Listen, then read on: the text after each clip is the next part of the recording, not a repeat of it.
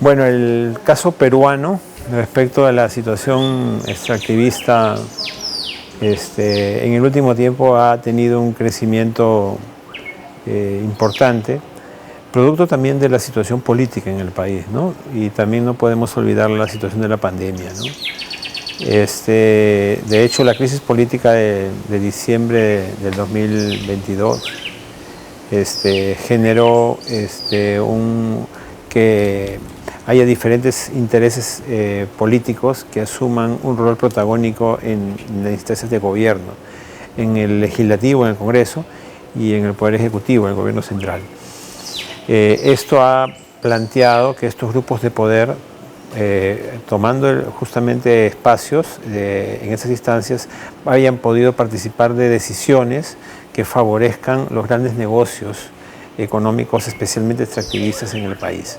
Se han emitido una serie de marcos normativos y de políticas públicas que lo que han buscado es desregular, o sea, eliminar regulaciones y favorecer una fragilización de la institucionalidad en materia ambiental especialmente de parte del gobierno, para de esa manera facilitar que las actividades económicas y los beneficios que reciben se mantengan, permanezcan y no se vean afectados, ¿no? Y no haya más exigencias también para estas empresas, estas actividades económicas, ¿no? Hay una suerte de lo que le hemos llamado nosotros en el Perú una mafialización, ¿no? Del poder ejecutivo, legislativo, el Ministerio Público que ve el tema del delito en el Perú, que está facilitando niveles de corrupción altos, en los cuales no es que las empresas estén desinteresadas o interesadas en, digamos, en hacer frente a esto, sino más bien para favorecerlo. Porque finalmente la desregulación, un Estado que no fiscaliza o supervisa de manera adecuada, les es más favorable para su actividad económica, ¿no? Eso por un lado, ¿no? Eso por un lado. Y por el otro lado, esta desregulación y esta institucionalidad ambiental precaria que favorece las actividades económicas grandes de la gran minería, de hidrocarburos, etcétera, extractivismo en general, finalmente también ha terminado favoreciendo a la actividad ilegal, ¿no? Hay que decir que la actividad legal en el Perú, la minería ilegal, la tala ilegal y también el narcotráfico, está muy vinculada también con la acción o inacción del Estado, ¿no?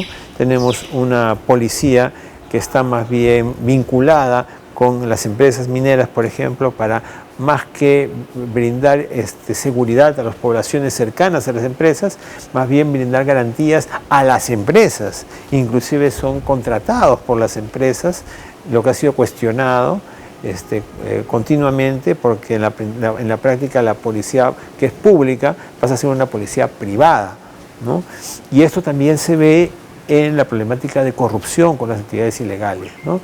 Se permite que los insumos químicos que favorecen la minería ilegal y el narcotráfico también circulen con el favor con el silencio muchas veces de la policía, y que las intervenciones, por ejemplo, a actividades como la minería ilegal, etcétera, sean muchas veces focalizadas y no hay una planificación adecuada, porque básicamente están vinculadas con muchas veces quienes no han cumplido con brindar algún aporte económico para la corrupción, ¿no? Y entonces a ellos sí les someten, pero a otros no les someten, ¿no? A sanciones o a interdicciones que le llaman aquí, que es tratar de acabar con las dragas, por ejemplo, en los ríos donde extraen mineral, ¿no? Entonces, ahí hay situaciones que en el Perú se han agudizado en este tiempo, luego de la pandemia y ahora, y han generado una situación de un Estado, como dije, tomado por mafias, ¿no? Y que favorecen estos intereses económicos, y donde se ha precarizado y donde más se ha afectado los derechos de los pueblos indígenas, ¿no? Que son afectados en sus territorios, han perdido garantías sobre sus territorios los pueblos. El Perú es un país que está suscrito al convenio 169 de la Organización Internacional del Trabajo, la OIT, y no cumple con esos estándares de exigencia en materia, por ejemplo, de titulación de tierras para que tengan los pueblos garantías, seguridad jurídica sobre sus territorios, ¿no? Siendo una exigencia del convenio 169. Y entonces esta no titulación de tierras favorece también que haya actividades económicas como la minería ilegal, como el narcotráfico, que presiona, ¿no? Presiona los territorios, inclusive hay amenazas de muerte y también hay asesinatos, producto de que los defensores buscan defender los territorios de sus pueblos y son amenazados e inclusive asesinados por estas actividades que ellos realizan en favor de las poblaciones a las cuales representan, ¿no? Y entonces, ante toda esta situación, la Iglesia ha tenido un rol también muy importante en varios espacios. La palabra de Papa Francisco, la propuesta de Papa Francisco de Laudato Si, ha sido importante en el discurso, pero todavía no ha calado mucho en la acción concreta en los espacios locales, ¿no? Creemos que ahí hay una tarea, un desafío muy grande por todavía llevar adelante.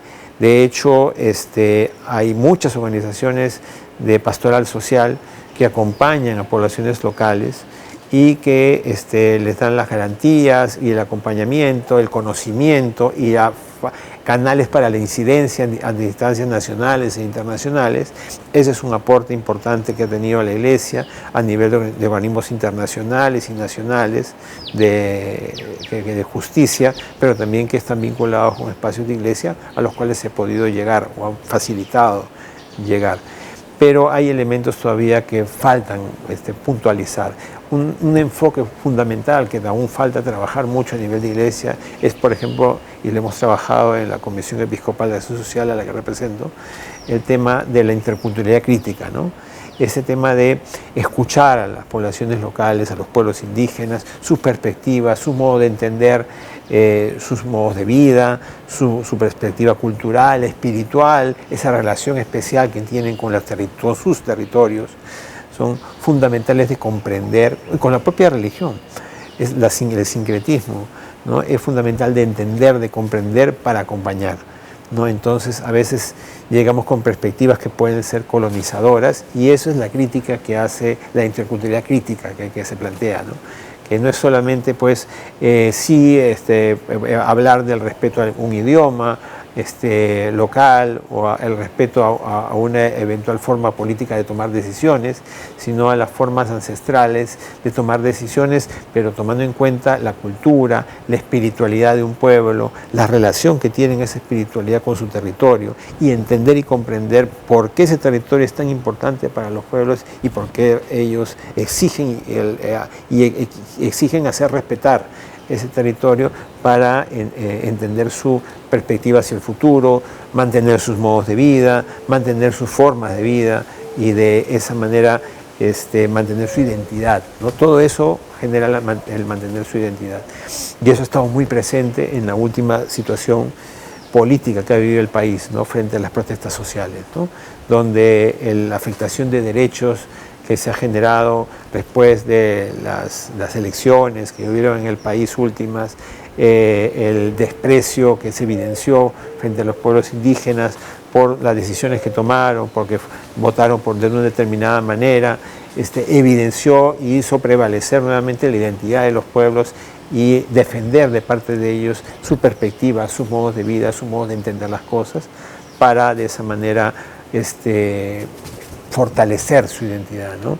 Y creo que un papel fundamental de la Iglesia en ese sentido es cómo fortalecer la identidad de los pueblos sin colonizarles, cómo acompañarles en sus propias formas de conocimiento, en sus propias formas de entender las cosas, en sus propias formas de valorar las cosas, no imponiéndoles, sino acompañando sus propios procesos, comprendiendo que esa es la forma de fortalecerles y de que ellos generen articulaciones para que ellos se articulen y puedan ejercer la defensa de sus derechos, ¿no? Creo que la forma de acompañar a los pueblos es esa, y los pueblos lo que exigen de parte de la Iglesia es esa forma de acompañamiento y también cómo canalizar sus demandas a nivel de instancias nacionales e internacionales, ¿no? Y eso es lo que los pueblos están buscando hoy, el día de hoy. Es un tema muy complejo, que es este famoso buen vivir, el summa causae, el que ellos proponen como modos de vida, pues sea una forma de entender también de parte de todas y todos nosotros, de que la única manera de hacer frente a esta crisis climática, a esta crisis de impactos ambientales que sufrimos, a esta situación global que afecta socialmente y culturalmente al mundo, es empezar a buscar otras formas de vida. Papa Francisco nos ha llamado la vida austera, ¿no es cierto? El Laudato Si. Los pueblos también le llaman el buen vivir complementariamente, ¿no? Vivir en común, complementariamente, no solamente vinculando perspectivas que se pueden encontrar para encontrar algo sostenible, como se dice, lo social, lo económico, sino cómo encontrar una convivencia, ¿no? Donde respetemos la naturaleza por delante de nosotros, porque somos parte de la naturaleza, y dentro de esa convivencia podamos tener respeto unos de otros, ¿no? Inclusive de la propia naturaleza, ¿no? Por eso hablamos hoy de los derechos de la naturaleza. Creemos que esa lógica de paradigma que se está en disputa es la única forma de poder hacer frente a una realidad crítica que nos plantea que estamos en un momento crítico del mundo ante la crisis climática, y la única forma de revertirlo es cambiar esos paradigmas por tener otros modos de vida respetuosos del ambiente, de la naturaleza y de la humanidad. Sobre los líderes y lideresas que han estado en riesgo, asesinados, pues el tema es que tenemos un Estado que ha priorizado garantizar las inversiones por encima de las personas, ¿no? Y ha dictado marcos normativos y políticas públicas que favorecen los negocios en territorios de pueblos indígenas, ¿no es cierto? Y no les ha brindado garantías a ellos en sus territorios, ¿no? Mencionaba antes el tema de la necesidad de titulación de tierras, de garantizar la seguridad jurídica de los pueblos en sus territorios, y eso no ha ocurrido, y más bien se ha favorecido que las empresas tengan facilidades para acceder a los territorios de los pueblos indígenas. Eso ha generado conflicto, eso ha generado crisis, y sobre todo que actividades formales, extractivas, ¿no? Como la minería, el petróleo, y la extracción de petróleo y hidrocarburos en general, los monocultivos también. Estas actividades y el crecimiento que han tenido, favorecido por marcos normativos y políticas públicas, más bien frente a al rechazo, ¿no? de poblaciones, y a través especialmente dado a conocer por sus propios dirigentes, ha hecho que estos se pongan en una situación crítica sin que los marcos normativos que se han dictado, porque no es que no se hayan dictado marcos normativos para los protocolos para la defensa de defensoras y defensores de derechos humanos, como se les ha llamado en el Perú a nuestros pueblos, ¿no? Si pese a que hay protocolos, esos no se cumplan, muchos dirigentes pidieron garantías en el marco de los protocolos que existen en nuestro país, y lamentablemente, pese a que existen estos marcos normativos, no se les brindó las garantías, no se les brindó las condiciones, y finalmente fueron asesinados. O sea, hay un Estado que es indolente a esta exigencia que existe, un marco normativo, el convenio 169, marcos normativos a niveles internacionales, un Estado indolente que en el Congreso de la República no ha querido ratificar el convenio, el acuerdo de Escazú, ¿no es cierto?, que es también fundamental, cuestionando que tenemos marcos normativos en el Perú, ¿para qué necesitamos otros? Pues no se aplican los marcos normativos en el Perú, y efectivamente, como ocurre así, necesitamos otros, ¿no? Y también no estamos, como se cuestiona como fundamentos a no ratificar el acuerdo de Escazú, por ejemplo, que estamos cediendo soberanía. El Perú no cede soberanía cuando simplemente lo que hace es, ante situaciones críticas en el país, que las personas puedan acudir a instancias internacionales y a cortes internacionales. Es su derecho. Tenemos otros mecanismos, ya tenemos el sistema interamericano, ¿por qué no pueden acudir a instancias si en el Perú no funciona la justicia, lamentablemente? Entonces no estamos cediendo a ninguna soberanía. Lo que pasa es que hay intereses que quieren que se mantenga un statu quo, que se mantengan sus intereses económicos, que no haya voces que cuestionen la situación y estos favoritismos que tienen algunos grupos económicos de interés, y que al final el statu quo se mantenga y sigan beneficiados. Eso es lo que pasa. Los marcos normativos son insuficientes, y un Estado que primero quiere garantizar la inversión por encima de los derechos de los pueblos